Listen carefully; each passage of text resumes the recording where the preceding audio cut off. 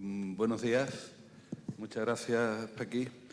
Lo primero, dos cosas. Agradecer la oportunidad que se me ha dado de estar aquí. Realmente es un privilegio poder participar en un foro como este, ¿no? Que además, por la respuesta, y es la segunda cosa, felicitar a la organización por la respuesta que ha tenido, se augura que va a haber más, ¿vale? Yo la experiencia que tengo es que cada vez que se convoca para algo relativo al tema de menores, la respuesta es masiva. No ha habido ningún caso de hacer una convocatoria. Es decir, que el tema del menor, en términos generales, es un asunto que importa mucho en el mundo profesional, también en el social, pero en el mundo profesional, ¿no? Si además le añadimos aquí la segunda de los elementos claves de este encuentro, que es el tema de la violencia de género, doblemente también, ¿no? Porque es un asunto que concita mucha atención. Por cierto, tengo una curiosidad. Podría preguntarlo en la organización, pero aquí, ¿cuántas profesionales de la psicología estamos aquí hoy? Vale. ¿40%? Más o menos, de los que estamos aquí, ¿no? Los hombres seguimos menos presentes en estos ámbitos. Es verdad que, y espero poder comentar un poco de esto, ¿no? Es verdad que la psicología está un poco dividida con este asunto que nos ocupa aquí, ¿no? Con el tema del pretendido síndrome. Bueno, una de las cosas que se nota en los congresos sectoriales, en los que además participamos personas de la misma profesión, es que es muy difícil no repetirse. Es decir, que probablemente, y discúlpenme por eso, algunas de las cosas que yo hoy vaya a decirles, a pesar de que ayer intenté por la noche hacer un esfuerzo, hice un esfuerzo, y cambié algunas cosas, es probable que ya se dijeran ayer y mucho mejor probablemente que yo. Confío en saber cómo funciona esto. Ciertamente. Ayer Isabel Lozano me pidió que empezara con un poema. No fui capaz a las 12 de la noche de encontrar un poema, pero me pareció que esta frase de Bertolt Brecht puede servirnos para situarnos al menos en un contexto, ¿no? O sea, esto como de tener que defender. Cuando nos acercamos a comprender lo que se ha dicho en un sentido y en otro, o lo que se ha dicho en un sentido y no se ha dicho en otro, sobre el tema del SAP, uno se pregunta qué pasa para tener que defender una cosa que es obvia, ¿no? Y es que el SAP no es un asunto de menores, el SAP es un asunto de adultos. Hay quien ha dicho que peca de adultitis, que es un tema que intenta regular una situación conflictiva, litigiosa, para en el tema de mayores siempre, ¿no? Y claro, que le afecta a los menores, ¿no? Bueno, yo no voy a describir, ya ayer se hizo, Sonia lo hizo, que además estoy muy contento de haberla conocido. Yo, Sonia, es una de las personas que he leído mucho en esto, y ahora voy a recomendar uno de los trabajos, creo que más importante que hizo, ¿no? No voy a describirlo, todos conocemos. El SAP, si tiene una cosa, es que es fácil de entender, prácticamente en un folio cabe. Quiero decir, después se puede hacer muchas cosas, pero es fácil de aprender, ¿no? Tiene, a mi modo de ver, tiene un modo de quiste. Tiene principio, tiene final, ¿vale? Se le ha añadido muy poco. Por tanto, digamos que lo damos por leído, pero sí es verdad que quiero recomendar dos lecturas. Una de ellas es esta que digo, un estudio que se hizo bajo el auspicio del Observatorio Estatal de Violencia de Género, el informe del Grupo de Trabajo de Investigación sobre el llamado síndrome de alienación parental, que es del año 2010 y que, a mi modo de ver, es el análisis más detenido, más detallado, más profundo que se ha hecho de una visión crítica, porque la conclusión finalmente es una cuestión crítica, pero creo sinceramente que no se le escapa nada de aquello que las personas que estemos interesadas en el mundo de la psicología en el ámbito jurídico, incluso en el ámbito forense, debe de leer.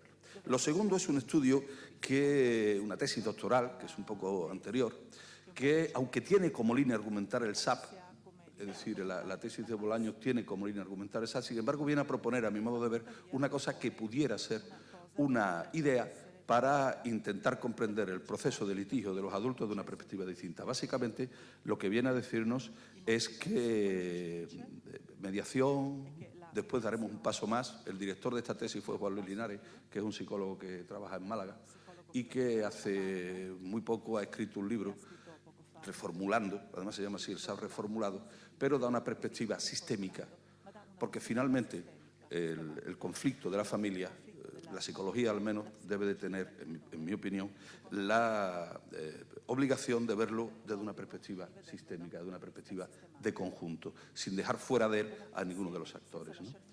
Pero además el tema de la instrumentalización de los menores es un asunto muy antiguo. Yo, donde más años he estado de mi desarrollo profesional ha sido en el tema de protección de menores y tratamiento con familia, como Paqui ha comentado, ¿no? Muchos años, más de 25 años. Ahí ha preocupado siempre mucho la instrumentalización de los menores. Hay una federación, la FAPMI, que cada año, desde al menos 2008 o 2009, hace un encuentro, un congreso del tema de la infancia maltratada, así se llama, ¿no? En el año 2010, y me he permitido, y disculpad por ese párrafo tan...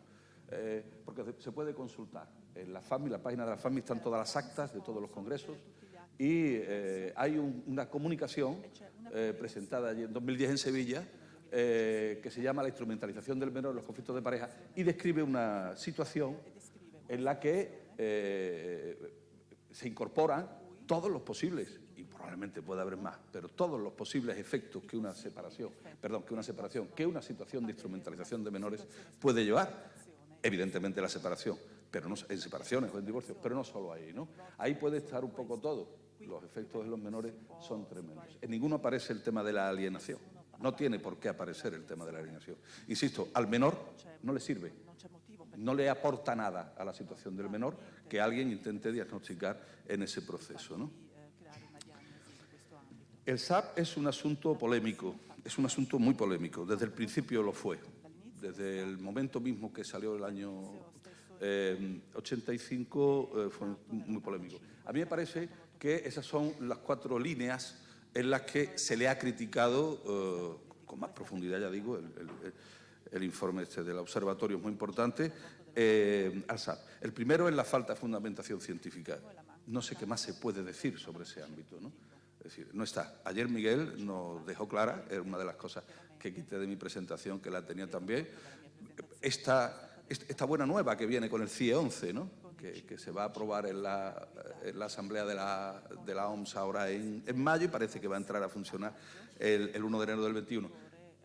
No aparece la alienación parental por ninguno. Ya están los voceros, sin embargo, diciendo por fin ya ha habido una respuesta de la comunidad científica y se va a incorporar. No está en el CIE 11, en el que se nos viene encima, que ya se puede consultar, ni tampoco está en el DSM-5, no está. Falta de fundamentación científica, ¿no? La segunda de las cuestiones es un poco como... Veréis, la neurosis de guerra necesita la guerra para ser concebida, porque fuera de la guerra no se da la neurosis de guerra. Después se ha podido llamar de otras maneras. El SAP no se entiende sin el sitio para el que se ha creado. No hay ningún SAP fuera de los divorcios del litigio. Por tanto, es un trastorno que se crea específicamente ahí, que aparece ahí, ¿no? Es un asunto importante. Pero además su genealogía es un poco frágil, es un poco peliaguda, por decirlo así, ¿no? Se da en contextos de abuso de menores, se habla de pedofilia en torno a todo aquello, se habla de falta de defensa. Hay frases que son muy contundentes del autor al respecto de cuánto se ha exagerado la preocupación con el tema de los contactos entre adultos y menores, con el tema sexual y que se está un poco como sobredimensionando todo el tema, ¿no? La genealogía del SAP es un asunto también muy preocupante. Y por último, un tema que tiene que ver con la propia persona, que es quien usa, fue una persona problemática, parece, bueno, está documentado que inventó currículum, que inventó titulaciones, que inventó un montón de cuestiones, ¿no? Con estas cuestiones, fijaros porque uno de los problemas importantes que estamos viendo, ayer lo decía Miguel cuando terminábamos también, ¿no? Es que el SAP lo han puesto aquí y ahora nos toca a nosotros tener que desmontarlo. Es mucho más difícil desmontar eso que ponerlo en medio. ¿Vale? Por eso tenemos que dedicarle tanto tiempo ahora a intentar desmontar una idea que en realidad si no se hubiera puesto tampoco hubiéramos perdido gran cosa, ¿no?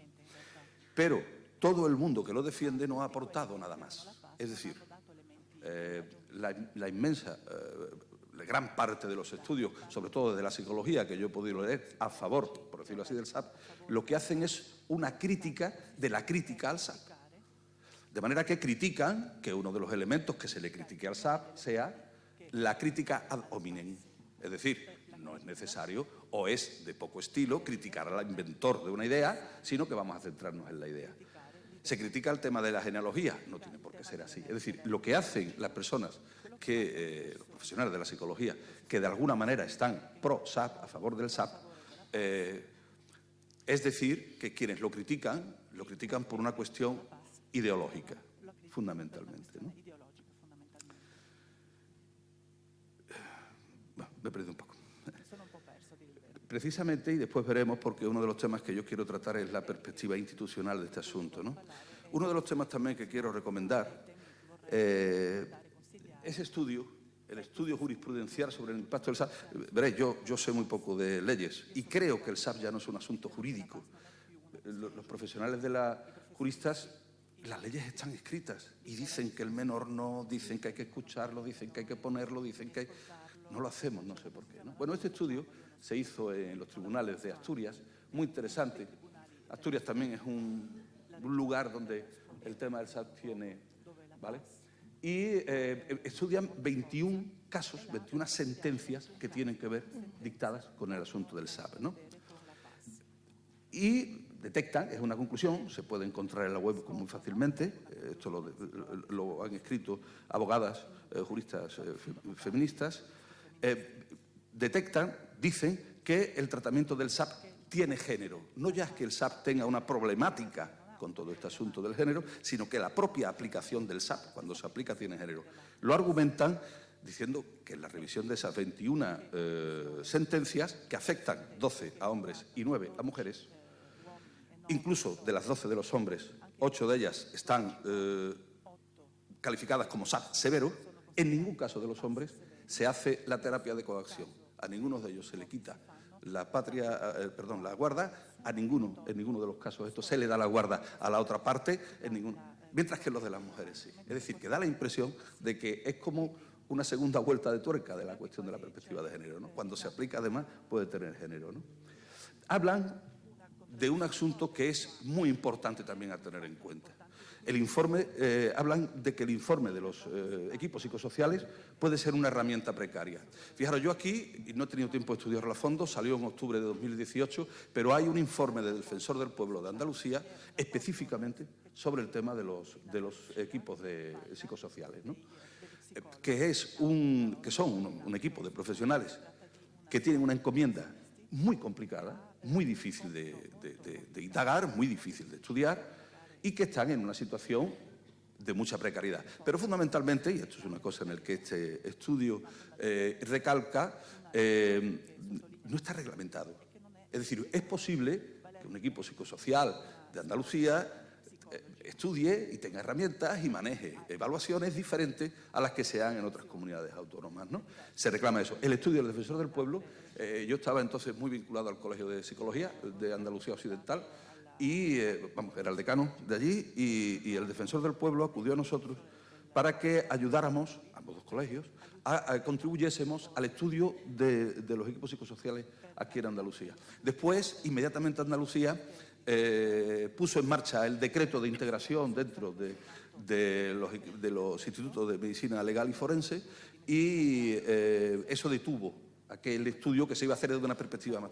Pero han hecho un estudio exhaustivo, extraordinario. El Defensor del Pueblo, la parte del menor, el defensor del menor, que es la misma figura, es muy importante, ¿no?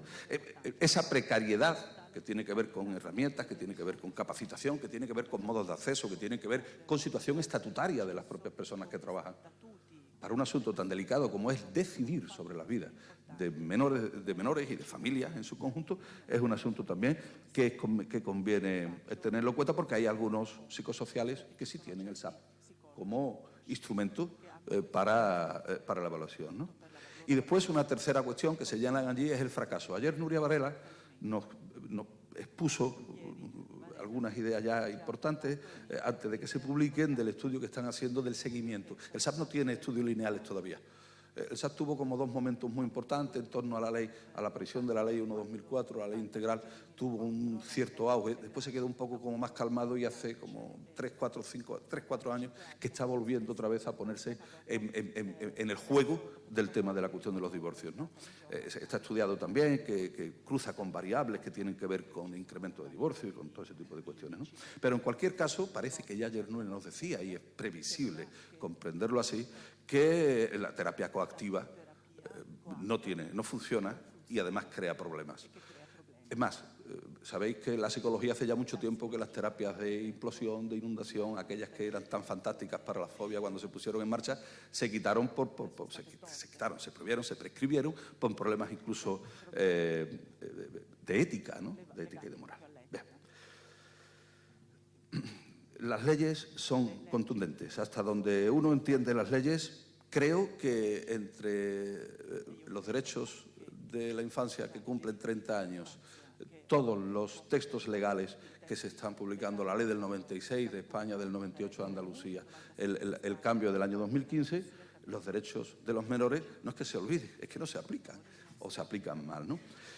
Hay muchos, la salud, la alimentación, la escuela, la felicidad en todo su conjunto, pero yo creo que en este asunto que nos ocupa hay como 4 que son muy importantes. El primer derecho, yo siempre lo teníamos así cuando trabajábamos en el tema de protección de menores, el primer derecho que tiene un menor es a su familia. Ese es el primer derecho que tiene un menor, ¿vale? A su familia en su conjunto, porque el SAP además arrasa con todo. Después diré por qué le puse la injusticia del SAP a este tema, ¿no? Por tanto, intentar mantener integradas las funciones, porque la familia finalmente, aparte de un espacio, es un funcionamiento, es una manera de crianza y todo ese tipo de cuestiones, eso es muy importante y toda la administración debería estar muy preocupada en eso, ¿no? El primero es dejar de ser objetos y devenir sujetos, es decir, tienen derecho a ser sujetos y dejar de ser objetos. El SAP prácticamente los cosifica, bueno, los cosifica, yo creo que si quiere incluso los aparta, ¿no? No tiene nada que ver. Lo ha comentado antes el compañero de Italia, más que oírlos, hay que escucharlos, ¿vale? La prueba preconstituida. Yo recuerdo además que cuando estábamos los tribunales tutelares de menores, Casa Cuna, 1980 y tantos y tal y igual, nosotros entrevistábamos a los menores y con unas cámaras que, ¿os acordáis las cámaras de VHS de entonces? Era un aparato así porque lo grabas con un móvil y le pasábamos eso a fiscales de los tutelares de menores y el menor no iba allí. Al menor se le podía facilitar, además con personas conocidas, pero claro, escucharlos en ese sentido, ¿no? Y después el interés superior, que a mí me lo tienen que explicar. Quiero decir, ¿dónde está? Porque el interés superior finalmente es de los derechos que le corresponden a los menores y de los derechos que le corresponden a los mayores, los de los menores van por delante. Es decir, el interés superior significa que en un litigio ayer lo dijo también Sonia, muy bien, indubio profilio, ¿no? ¿Era así el latín? Exactamente. Bien. Bueno, si eso nos preocupa en el ámbito de la justicia familiar, si es que se puede llamar así, no sé si lo digo bien, en los casos de violencia de género es muy preocupante, ¿no? Es muy preocupante.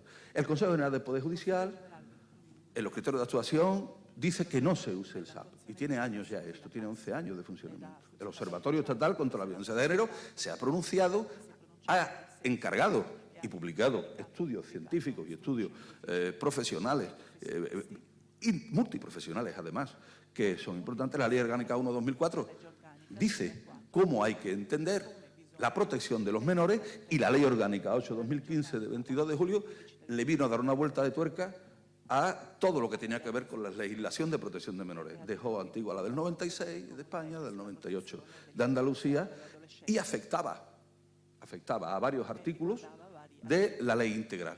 Precisamente aquellos que hacen que los menores sean considerados víctimas de primer nivel, aquellos a los que hay que aplicarle todo lo que tiene que ver con la recuperación integral, con la protección integral, ¿vale? Bien.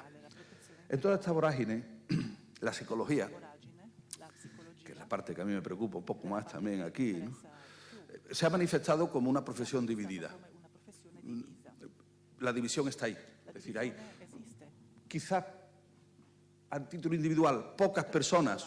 Hay algunos libros que son muy señeros y algunos compañeros que escriben constantemente del SAP y que están, sobre todo en otros países sudamericanos, están obteniendo bastante escucha y tal, ¿no?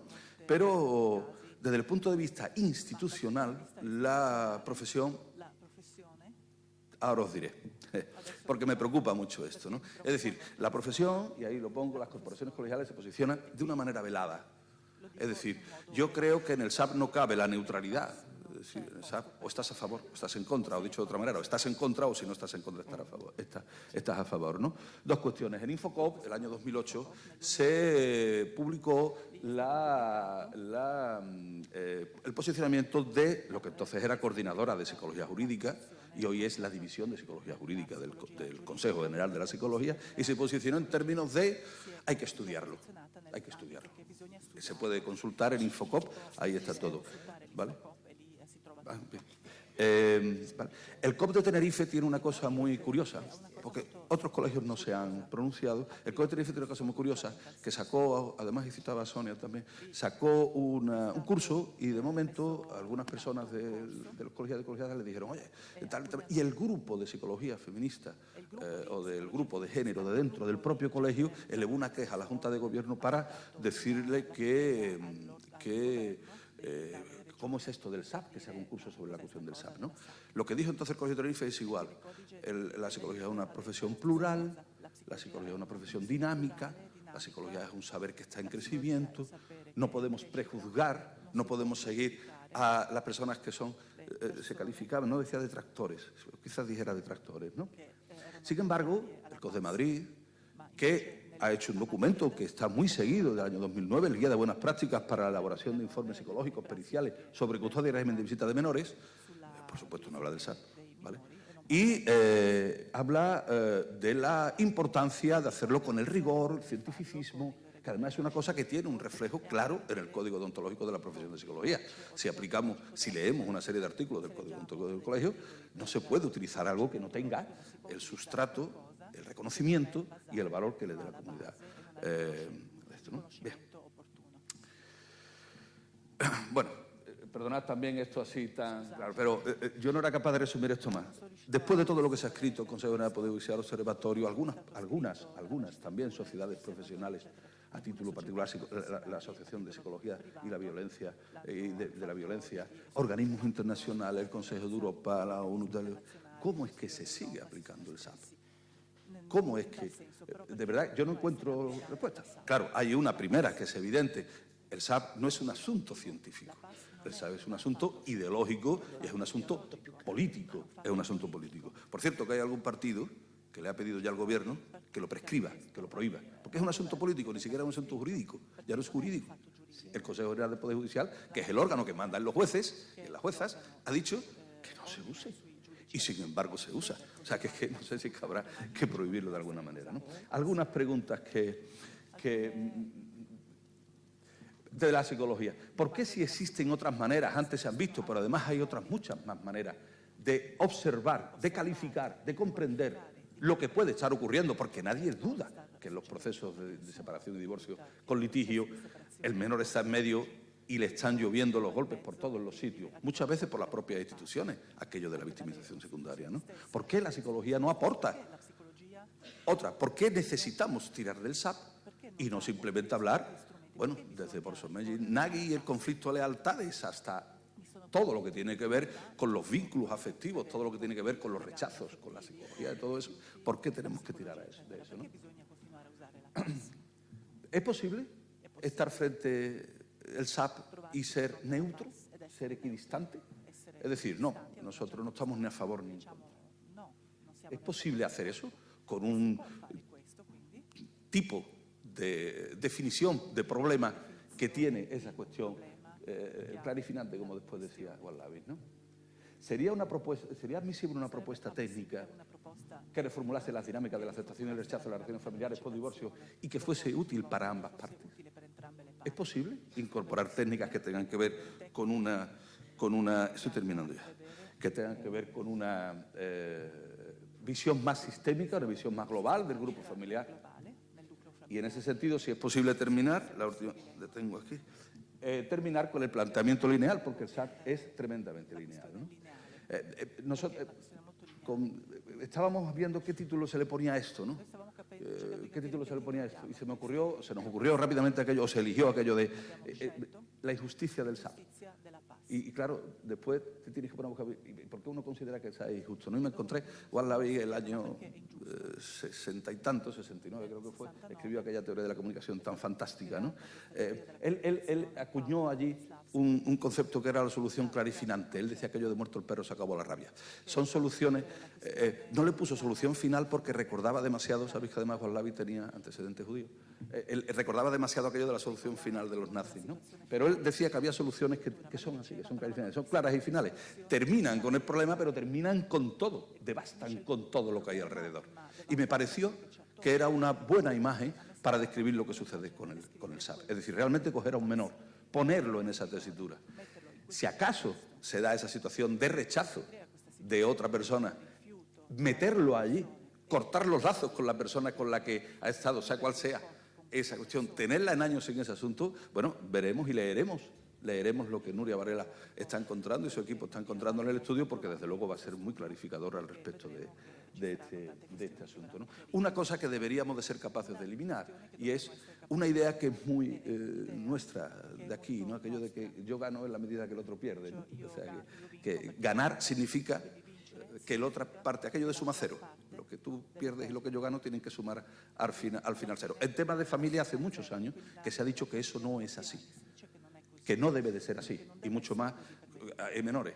El 47% de las 97.000 matrimonios, parejas que se separaron el año pasado, tienen menores a su cargo. O sea, que estamos hablando en torno a al menos 47.000, porque algunas incluso tendrán alguno más que otros, ¿no? Bien, solo por intentar ponerme menos serio, ¿no? Un chiste, no tiene demasiada gracia, pero me pareció que era muy interesante, porque era aquello de ya se ha dado, ya la antropología dio con el eslabón perdido entre lo diré, entre el mono y el Homo sapiens, que llegará. Lo que anuncia esto es que todavía no está aquí, lo que está en medio es un poco el hombre, ¿no? Y yo creo que el SAP es una de las extensiones en un ámbito muy delicado, como es el tema de la defensa de los derechos de los menores, algún día, y ahí lo que está metido por medio es el hombre, todo lo que eso significa, que va mucho más allá de nosotros, ¿no? Los que tenemos esto, ¿no? Todo el patriarcado, como se dice. Bueno, muchísimas gracias por vuestra atención.